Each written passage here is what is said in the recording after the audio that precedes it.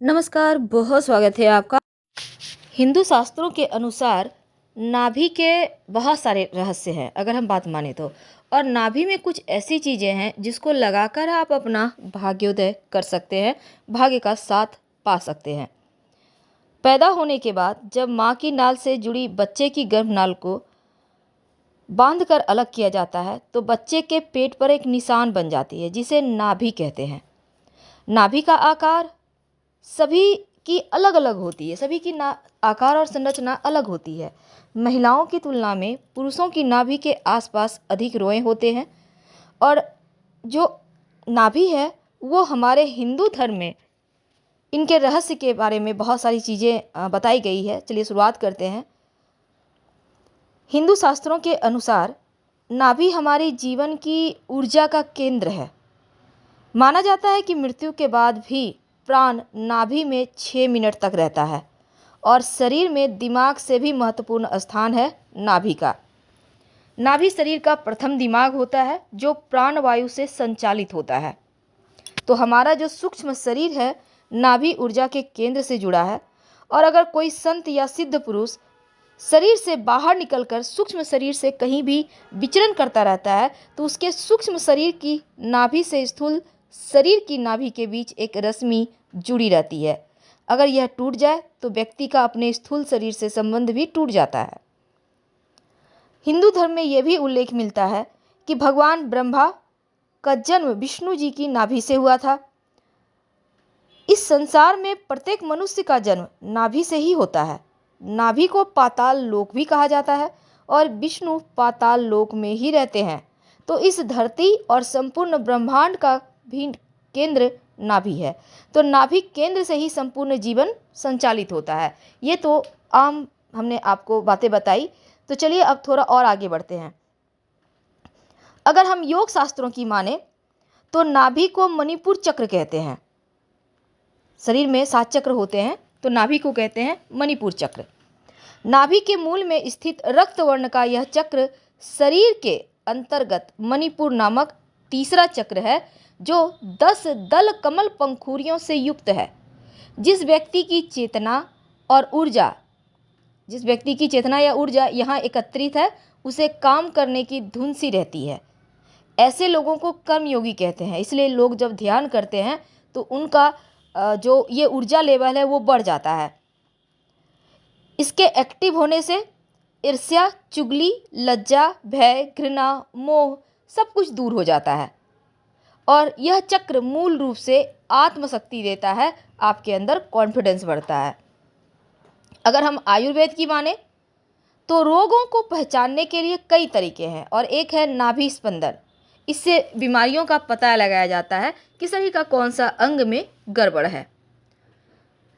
दूसरी बात, चूँकि नाभि ठीक मध्यमा स्तर के बीच में रहती है व्यक्ति के, और मध्यमा स्तर से खिसक कर नीचे रीढ़ की तरफ चली जाए नाभि, तो ऐसी महिलाएं गर्भ धारण नहीं कर सकती, ये भी कहा जाता है। नाभि के खिसकने से मानसिक और आध्यात्मिक क्षमता कम होती है, तो ये बातें आज हम नहीं करेंगे। लेकिन नाभि में 1458 यानी 58 नामक प्रकार के बैक्टीरिया पाए जाते हैं, जो बाहरी बैक्टीरिया से हमारे शरीर की रक्षा करते हैं। कई बार आपने देखा होगा नाभि में इन्फेक्शन हो जाता है, इसलिए कहा जाता है नाभि को हमेशा साफ सुथरा रखना चाहिए। पर नाभि के ऊपर क्या लगाएं कि आपका भाग्योदय हो, क्योंकि नाभि का सरसों का तेल लगाने से ओठ मुलायम रहते हैं, ऐसा आपने बचपन से सुना होगा। लेकिन अगर आप नाभि पर घी लगाएं तो पेट की अग्नि शांत होती है और कई प्रकार की बीमारियों से रक्षा भी होती है। आँखों की समस्या, बालों की समस्या में भी लाभ होता है, खासकर ज्वाइंट पेन में लाभ होता है। आप नाभि में अगर नियमित रूप से रात सोने के पहले या दिन में भी स्नान वगैरह करके थोड़ा सा घी लगा सकते हैं नाभि पर, ये आपको स्वस्थ रखता है। लेकिन जब हम सामुद्रिक शास्त्र की बात करें तो स्त्री और पुरुष के व्यक्तित्व के बारे में नाभि के आकार प्रकार के अनुसार ही उल्लेख किया गया है। जिस महिलाओं का नाभि समतल होता है उन्हें जल्द गुस्सा आता है, लेकिन अगर पुरुष की नाभि समतल है तो बुद्धिमान, स्पष्टवादी होगा। और जिनकी नाभि गहरी होती है वे बहुत ही सौंदर्य प्रेमी होते हैं, रोमांटिक होते हैं, मिलनसार होते हैं, इन्हें जीवन साथी भी सुंदर मिलती है। लेकिन जिन महिलाओं की नाभि लंबी और वक्री होता है, उनमें आत्मविश्वास ज़्यादा होता है, आत्मनिर्भर होती हैं। और जिनका नाभि गोल होता है, वे बुद्धिमान, दयालु भी होते हैं। तो कमज़ोर और नकारात्मकता वाले होते हैं जिनकी नाभि उथली हुई होती है। ऐसे ऐसे लोग अक्सर आपने देखा होगा, बहुत सारे कार्यों को अधूरा छोड़ देते हैं, थोड़े चिड़चिड़े होते हैं। लेकिन जिन लोगों की नाभि ऊपर की ओर बड़ी और गहरी है, ऐसे लोग हंसमुख, मिलनसार होते हैं। और ऐसे लोग अगर बढ़ी हुई नाभि है तो जिद्दी होते हैं। जिनका नाभि अंडाकार होता है, ये लोग सोचने समझने में अपना समय गंवा देते हैं और हाथ आया मौका चूक जाते हैं। चौड़ी नाभि वाले लोग शक्की किस्म के होते हैं। और जिन लोगों की नाभि ऊपर से नीचे आती हुई दो भागों में बटी हुई दिखाई दे, ऐसे लोग आर्थिक, पारिवारिक और स्वास्थ्य की दृष्टि से मजबूत होते हैं। तो आज हमने आपको नाभि की बहुत सारी रहस्य बताई। तो चलिए अब जानते हैं नाभि में सुबह उठते ही वो कौन सी चीज़ है जिसे लगाने से लक्ष्मी आकर्षित होती है, धन आने लगता है। आज हम आपके साथ बहुत सारी बातें करेंगे।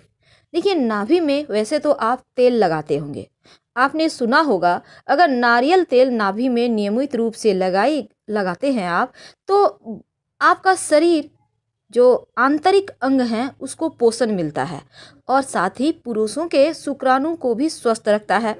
महिलाओं के मासिक धर्म की समस्या भी खत्म होती है। और अगर नीम का तेल लगाते हैं तो कील मुहासे नहीं होते और स्किन में निखार लाता है। नीम का तेल और जैतून का तेल अगर आप लगाते हैं नाभि में, या बादाम का तेल लगाते हैं, तो आपकी स्किन चमकदार होती है। और इसीलिए सोने के पहले लोग अक्सर जैतून का तेल नाभि में लगाते हैं।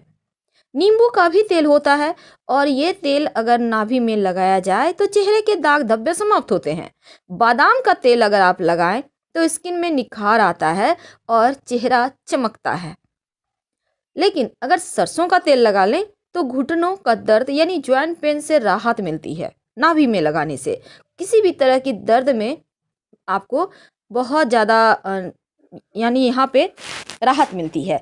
लेकिन आज हम आपके साथ तेल की बात नहीं करेंगे। तेल के बारे में हमने आपको जानकारी दी, इसलिए अगर आप नहीं जानते हैं तो ज़रूर जानें। लेकिन सुबह उठते ही जब आप स्नान करते हैं या फिर स्नान नहीं भी करते हैं तो कोई बात नहीं, नाश्ता करने के पहले आप नाभि में ऐसा क्या लगाएं कि आपका भाग्य मजबूत हो और आपका जो शरीर है वो भाग्यवर्धक बने। सबसे पहली बात तो माँ लक्ष्मी को अर्पित करने का एक अभ्यास बना लें। नहीं तो आप किसी भी दिन शुक्रवार को माँ लक्ष्मी को गुलाब के इत्र की शीशी अर्पित करें। अब इसी इत्र को थोड़ा सा आप नित्य प्रातः अपने नाभि पर लगाएं। आप चाहें तो नियमित रूप से पूजा करके आप अपने नाभि पर भी लगा सकते हैं। इससे आपका भाग्योदय होता है, भाग्य का साथ मिलता है और माँ लक्ष्मी भी प्रसन्न होती हैं।